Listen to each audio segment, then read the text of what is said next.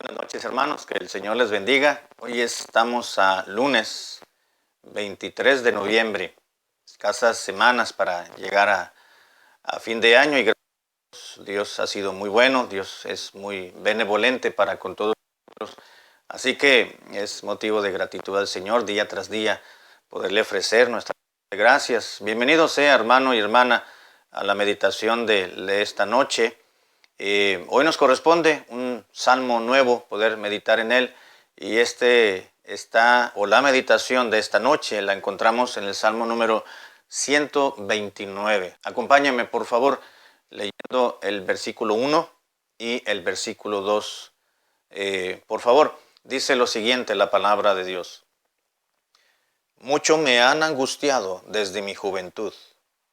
Puede decir ahora Israel, mucho me han angustiado desde mi juventud, mas no prevalecieron contra mí.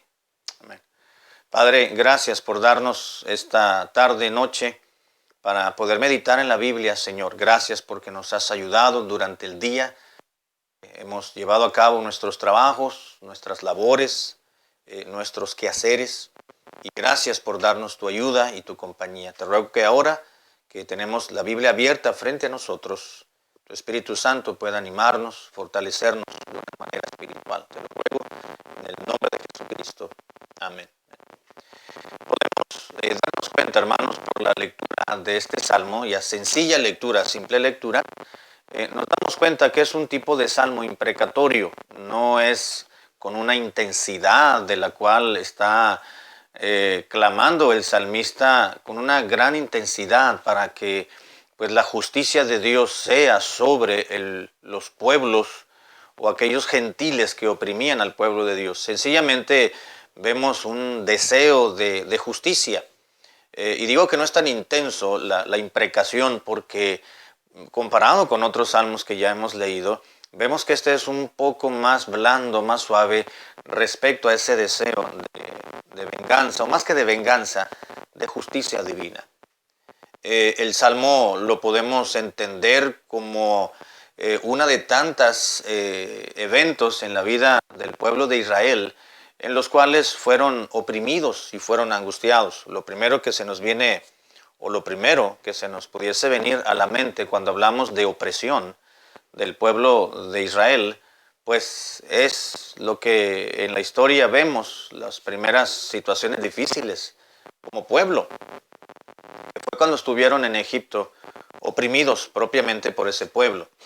Así que bien, alguna descripción que encontramos en algunos versículos, por ejemplo el 3, nos damos cuenta de que pudiese haberse referido el salmista a alguna parte de algún evento de aquel entonces, porque dice, sobre mis espaldas araron los aradores, hicieron largos surcos, como refiriéndose que sus capataces o aquellos verdugos que estaban oprimiéndolos en aquella tierra ajena o extraña, pues a través de los latigazos les lastimaron o dañaron sus propias espaldas, su propio cuerpo, y a los surcos a los cuales se refiere que araron en sus espaldas, pues puede estarse refiriendo a dichas heridas que fueron causadas por los latigazos que nos narra la Escritura. Sin embargo, por muchos eventos a lo largo de la historia universal, vemos, o la historia de los hebreos también específicamente, encontramos que han sido oprimidos y han sido dañados fuertemente por diferentes pueblos, por diferentes naciones gentiles, por supuesto. Al punto que vamos y podemos encontrar, hermanos, es que el salmista, más que desear que le vaya mal a alguien, es el deseo de que Dios haga justicia en favor de su propia nación. Pero hay algo muy interesante, porque dice el salmista, es un canto, se compuso como un canto, el mismo subtítulo dice un canto gradual. Comienza una persona, un solista, cantando una frase, y luego alienta al resto del coro para que le acompañe, porque dice, muchos se han angustiado desde Mucho me han angustiado desde mi juventud. Y luego aclara y dice, a ver, todos acompáñenme, diciendo, puede decir ahora Israel. Y ahora todo el coro del pueblo de Dios podía repetir la misma palabra o la misma frase con que inició el Salmo. Mucho me han angustiado desde mi juventud los pueblos, los opresores, los verdugos. Pero, dice el versículo 2, segunda parte, pero no prevalecieron contra mí. Aunque recibimos daños, aunque fuimos maltratados, aunque nos oprimieron, aunque fuimos altamente angustiados, dice, no prevalecieron contra nosotros. Esto nos hace pensar, hermanos, que no para siempre el pueblo de Dios estará recibiendo opresión. Pero no prevalecieron, lograron su cometido, pero hubo un momento en el cual todo ello terminó, cesó. Terminaron sus latigazos, terminaron sus burlas, terminaron los escarnios de otros hacia nosotros como pueblo de Dios, como aquella Sión, decía el salmista. Así que no para siempre, dijo elocuentemente, no para siempre prevalecieron o prevalecerán contra nosotros. Así que gracias a Dios, hermanos, Dios siempre tiene cuidado de su pueblo, de los suyos. Esto nos remonta, hermanos, en nuestra mente el hecho de pensar que como pueblo de Dios, como hijos de Dios, no siempre vamos a ser oprimidos por alguien o por algo, porque Dios es justo. Dice el mismo Salmo en el versículo 4, dice, Jehová es justo. Dice, cortó las coyundas de los impíos. Dios fue el que hizo justicia. Dios es y fue el que hizo justicia. Dios cortó toda opresión de los impíos sobre nosotros. Ellos no prevalecieron contra mí, contra nuestro pueblo, dijo el salmista. Y da una razón, porque Dios es justo. Dice el versículo, justo. Jehová es justo. Esto nos hace meditar, hermanos amados y estimados hermanos y hermanas, que nuestras angustias y nuestros clamores y nuestras opresiones, aquello que pudiese quitarnos en un momento dado el gozo, la alegría, el contento del momento, del despertar en la mañana, aquella sensación de cuando pudiésemos recibir una mala noticia, finalmente se va a tornar en una situación favorable al Hijo de Dios. No prevalecieron contra mí. Mucho me he sido angustiado desde mi juventud, desde que el pueblo tuvo sus orígenes en la juventud del pueblo de Dios, cuando el pueblo de Israel era joven. Es decir, cuando comenzó a formarse como una nación, como un conjunto, un grupo de personas gobernadas por una ley. Es decir, nos remontamos a cuando sucedió el éxodo allá en las escrituras antiguas y nos narran que el pueblo de Dios iba caminando en su juventud. Desde mi juventud hemos sido oprimidos, dijo el salmista, mas no prevalecieron nuestros angustiadores ni nuestros opresores, fueron eternos, mas no prevalecieron contra mí o contra nosotros. Quiere decir, hermanos, que siempre habrá un inicio y siempre habrá un final. Y dice, Salomón declaró en Eclesiastés y dijo, es mejor el final de un asunto que el comienzo. Gracias a Dios, hermanos, que a través de pasajes como estos podemos recordar y reconocer que nuestras situaciones difíciles, que nuestros problemas, como dice literalmente el salmista, nuestras angustias con las cuales otros nos han angustiado, las situaciones en las cuales hemos sido oprimidos, no van a ser para siempre.